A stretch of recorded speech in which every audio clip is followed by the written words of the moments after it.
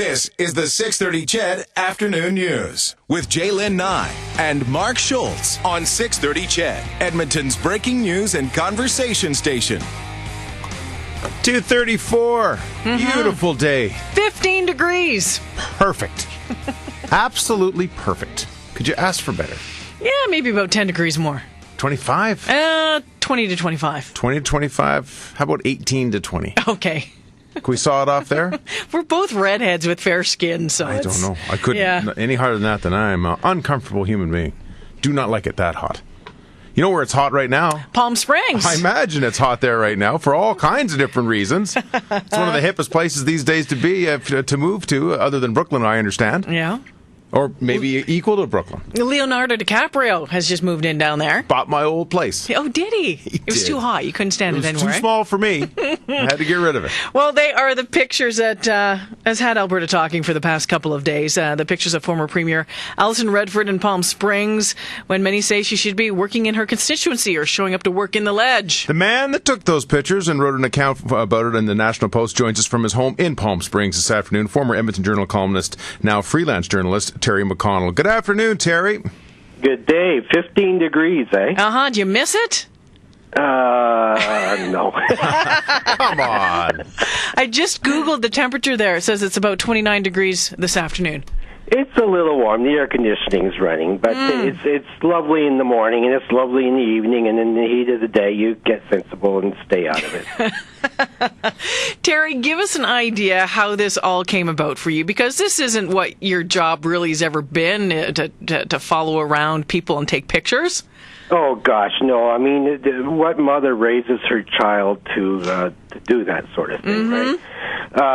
But what happened, it really started out as a favor. A friend of mine, Jen Gerson, who is just a monster reporter for the National Post. She's a great talent. She got in touch with me and said, geez, could you go down to the premier's or the former premier's neighborhood, have a look around, take a couple of shots of it, give me a sense of what the place is like, and if you see her, great, get a picture or two. And I said, yeah, sure, I'm happy to do it. But when I went down there, she gave me the address, and I went down there. But I really thought, the chances of me seeing this woman are somewhere between next to nil and nil. Because she lives in a gated community, and it's not like they're going to let me in. So I thought, well, okay, I'll give her what she wants. I'll give Jen what she wants, and so I start. I pull onto her street, and who rides by on her bicycle and waving at me as I yield the right of way? But Allison Redford. And I thought, oh, geez, they're really going to want a picture of this. So I snapped off a shot of her riding by in her bicycle, and then she and her daughter disappeared behind the gates, and I thought, well, that's the end of that. So I started to doing what I was supposed to be doing, which is mainly taking shots of the streetscape and the entrance to the compound, the Redford compound, if you can call it that, and then I go back to my car where my little Jack Russell Terrier, whose namesake is the lady I'm talking to right now, is watching the car. And so I started looking at the pictures I got, see if I need anything else. And what happens is the gate opens up, this car pulls out, and it's Allison Redford. Well, this was like the easiest paparazzi job ever, I think, Terry. Well, exactly. I mean, it's not me on a motor scooter chasing Leo DiCaprio through the Vista La Palmas neighborhood. This is quite literally like this is being made pretty darn easy for me. You're exactly right. So I follow behind at a respectful distance because I figured, well, if she goes into the Ralph's on the corner or something like that, I suppose I should be trying to get a shot of that. So, but she kept going, and she passed the Ralph's supermarket, she passed the Vaughn's supermarket, she passed the Jensen supermarket, and she's heading out of town.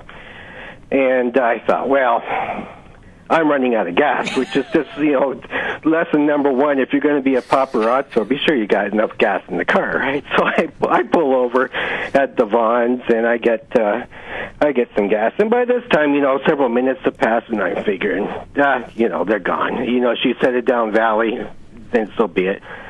But then I thought, well, there's a Trader Joe's market, which is kind of like a specialty market down the street, or just inside the Cathedral City limits, about a mile from where I was. And there's a Target department store next door. And I thought, well, it's worth a look. So I drive down there and start cruising the parking lot. What do I find? Her car. So how easy is this? So I parked opposite her car. I mean, it's not like I was being really, really sneaky about it. And waited 2 minutes, and out they came, and I got the one shot that I think has been prominently played in the Post, and that was about it. They went into Trader Joe's afterwards, but I didn't get that. And of course, I wasn't going to be following her into the supermarket. That'd just be way too creepy. Yeah. Did you think about it? Only long enough to decide it was not a good idea. There you go. Right on. Yeah. Because it's one thing to be doing something like this out in the public domain. It's something else entirely. A supermarket, even if it's open to the public, it's still private property, right? Right. And so no, and I didn't even consider it for more than a fleeting microsecond. Terry and Terry, Miss Redford was with her daughter, correct? On this escapade that you were on. Yes, but you'll notice that her daughter was cropped out of the photos. And that was my question. Did you conscious? I mean, I'm assuming you took whatever shot you could, but yes. You were probably pretty happy to see that she was not in that picture. The daughter, I'm saying. Well, yes. I mean, I actually, I did some cropping before I sent it, and yeah. So we did talk about it with the Post, and it was agreed that I involve her in this. So she was in the original photos, and I offered to send the original photos to the Post if they wanted to do their own cropping, but it just went the way it was there. There's a lot of people. There's a lot of people, Terry, that's saying the media is going way too far in trying to track her down. What do you say to that? Well, I think everybody is entitled to their private time, ex-premiers included. And if I was down here on vacation and I was any kind of public person, maybe I would not be too thrilled about it either.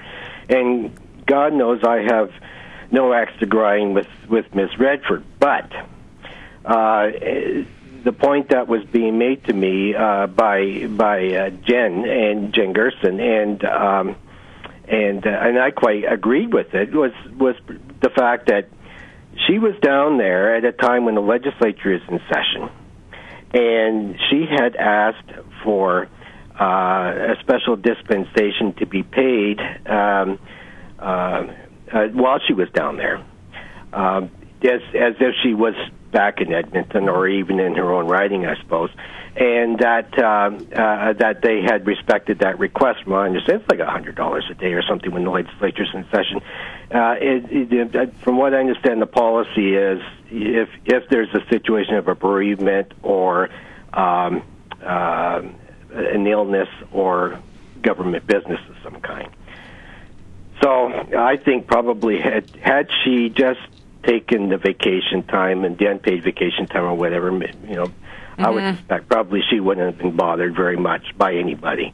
I think it was the fact that she was down there on the public dime, which caused her problems. And let's face it, if we're going to be really candid about this, one of Ms. Redford's ongoing problems has been this sense within the public, anyway, of her feelings of entitlement, and in this, I think, just played to that to the hill. How do you think this is all going to resolve itself, Terry? Well, it'll go away. Ultimately, it's up to the voters in Calgary Elbow to decide what to do. Of course, I'd be very, very surprised if she ran again. But then that's just my conjecture. But in time, if she returns to private life or whatever, all this goes away, right?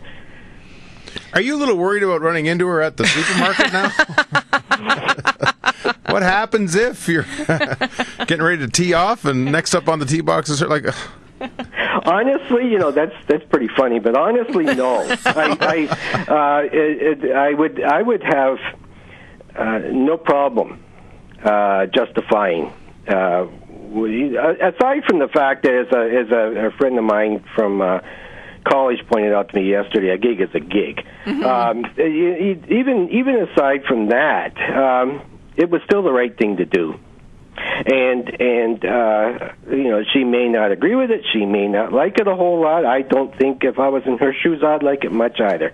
But I know I would not shy away from running into her like that. Is this a sign of the media times of today? If this had happened earlier on in your career, do you think this sort of action would have been taken to try to get that shot? In the days before the internet, in the 24-hour news cycle, man, that's a tough one to guess at, Mark. I mean, I don't know. And people can be mad. This sort of thing didn't happen when I was first getting into the business. Yeah. So there's no doubt about that.